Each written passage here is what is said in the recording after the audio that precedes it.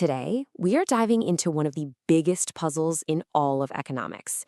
It's a fundamental dilemma that every single country on Earth has to face, forcing them to make a really tough choice. It's called the impossible Trinity, and it's the reason why, when it comes to running an economy, you just can't have it all. So, let me just ask you straight up. Do you think it's possible for a country to have a perfectly stable currency, let money flow freely across its borders, and have full control over its own economy to, say, fight a recession? Can you have all three of those great things at the same time? Well, you might be surprised to hear that for governments all over the world, the answer is a hard no. It's just not possible.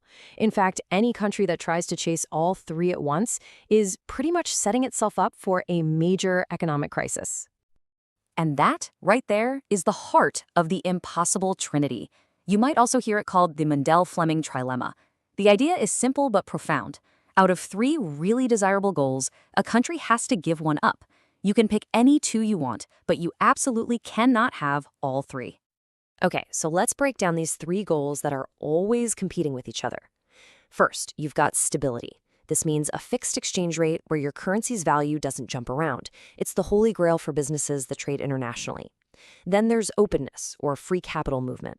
Think of it like open financial borders, where investors can send their money wherever it'll get the best return, no questions asked. And finally, you have control. That's the power of a country's central bank to set its own interest rates to either cool down inflation or jumpstart a struggling economy. Each one of these sounds great on its own, right? The problem is they just don't get along. So, how do we actually know all this is true? Well, the key to understanding this puzzle was laid out in what's called the Mundell-Fleming model. Don't think of it as some dusty, complicated theory. Think of it as the blueprint, the tool that perfectly explains why these three goals are always in conflict. At its core, what this model does is look at an economy that's connected to the rest of the world, where money can cross borders easily. It's the framework that connects the dots between a country's exchange rate, its interest rates, and its overall economic output in our modern, globalized world. Now, to really get how the model works, we have to start with the most basic choice a country makes about its currency. Is it going to be fixed or is it going to be flexible? Because as we're about to see, this single decision changes absolutely everything else. So you've got two main paths. On one side is a flexible or floating rate. This is like the US dollar. Its value is just determined by supply and demand in the market every day. The government basically lets it go wherever the market takes it. On the other side is a fixed rate. This is a promise, a commitment from the central bank to keep the currency's value pegged at a specific level.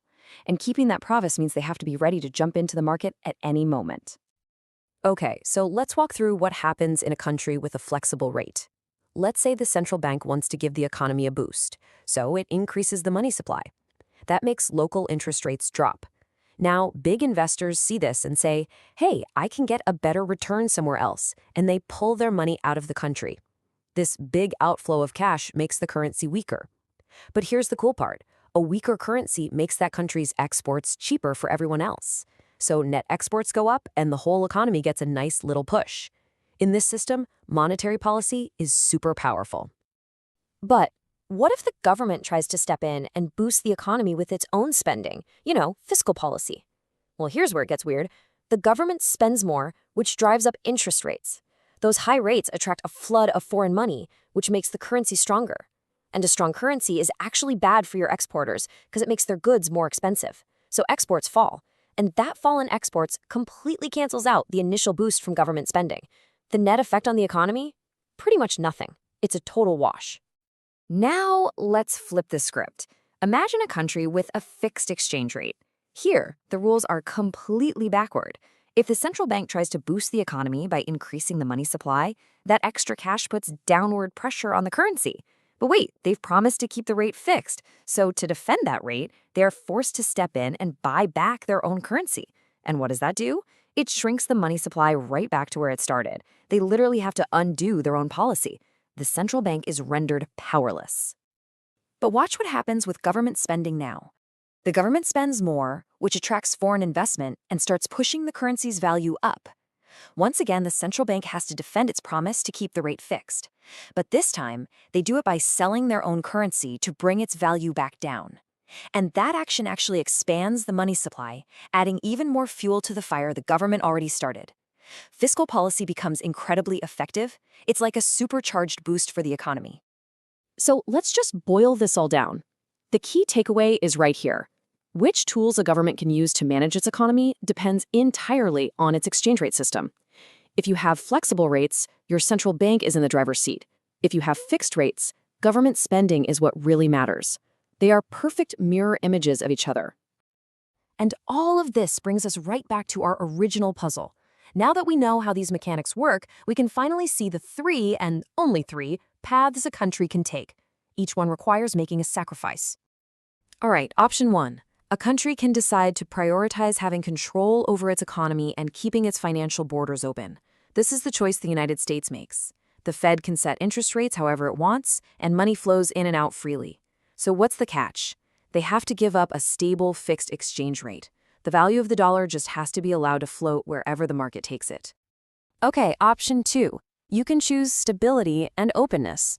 The perfect example here is the Eurozone. Countries like France and Germany share a stable currency, the euro, and capital moves freely between them. So what do they give up? Control. The power to set their own monetary policy. Interest rates are set for everyone by the European Central Bank in Frankfurt, not by the National Bank in Paris. And that leaves us with option 3, choosing stability and control. If you want a fixed exchange rate and the power to set your own interest rates, you can have it. But the price you pay is giving up openness. You have to build a kind of financial wall around your country with something called capital controls. For a long time, this was basically China's playbook. And I want to be really clear. This is not just some dusty old theory from a textbook. This is a real-time, high-stakes balancing act. Every single day, leaders around the world are making decisions based on the constraints of this very trilemma. You know, the two economists who came up with this, Robert Mundell and Mundell-Fleming, they put it perfectly. They said an economy cannot simultaneously maintain a fixed exchange rate, free capital movement, and an independent monetary policy. It's one of the most powerful and enduring truths in all of international economics.